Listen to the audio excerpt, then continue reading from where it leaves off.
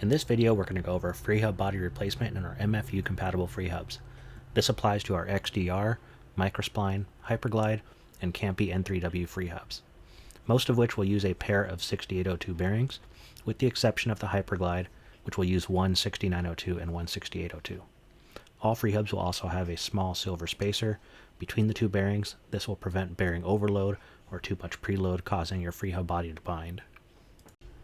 In order to remove the bearings, you'll need a bearing extractor. For this video, we're going to use a slide hammer and a collet for 15mm ID bearings. This will be the same collet used for a 6802 or a 6902 bearing. You also want to be sure that this collet doesn't go too far into the bearing, as you don't want to damage the silver spacer between the two bearings. Once you have the bearings removed, you're going to need a bearing press to install the replacements. Your press should be equipped with a pair of drifts matching the bearing sizes you're installing and have the capability of reaching beyond the splines of the Freehub. If necessary, be sure you have some travel spacers for your bearing press or any additional tools needed to complete the press process, such as a 5mm Allen key for ours.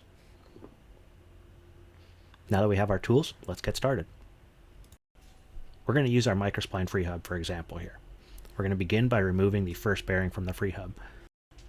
You can start on either side, as both bearings get removed outboard from each side of the Freehub body. Be careful, as when your first bearing is removed, the central spacer will come out with it. Go ahead and reset your slide hammer and remove the opposing side bearing on your Freehub.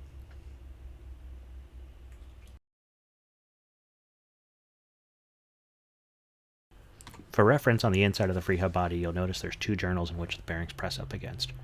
Be sure these are not damaged during the removal process of your bearings. Once removed, you can use the bearing to cross-reference your replacements to be the same size, or go ahead and dispose of the bearing. Before continuing, you want to go ahead and inspect the silver spacer between your two bearings. Ensure that there's no damage to either end, as any damage could cause premature wear to your new bearings or preload issues once installed. For this video, we're going to go ahead and replace the spacer. Go ahead and prepare your bearing press. You're going to use your first bearing drift to load up a 6802 bearing. Pay attention to any orientation to your bearing, if applicable. Be sure that your bearing press has enough threads exposed to operate correctly. We're going to begin by installing the inboard bearing first on the Freehub. That is the bearing that goes on the splined side of the Freehub body. Go ahead and slide your Freehub and present it against the bearing. Then use an opposing drift in place of a bearing to tighten and seat this bearing completely.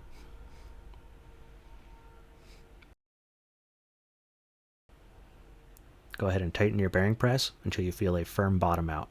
This will ensure the bearing is seated completely inside the Freehub. Go ahead and reset your bearing press so that we can inspect the inboard side of the Freehub and check that the bearing is fully seated. The bearing should be below the splines and not protruding from its journal inside the Freehub body. Once bearing seat has been confirmed, we're going to go ahead and load this back onto your press using the existing drift to keep everything square for installing the second bearing. Go ahead and load your bearing onto the second drift. Drop your central spacer into the Freehub. Then present your second bearing drift and bearing against the outboard side of the Freehub. We're going to compress both bearings against each other until the spacer is captured between them. Go ahead and tighten until you feel a firm bottom out between both bearings on your bearing press. Once complete, go ahead and disassemble your press, and let's inspect the bearings on both sides of the Freehub to ensure they are seated properly. Take a look at the inside of your Freehub to ensure both bearings are seated and the central spacer is not wedged or sideways inside the Freehub.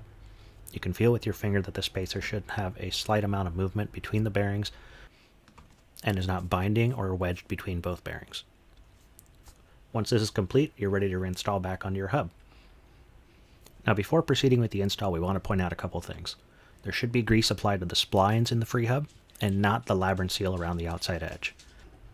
The splines should be greased using a water-resistant or marine grease. Go ahead and slide your Freehub back onto the hub until you feel it firmly seat against your driver. Then install your end cap, and you're ready to mount up your cassette.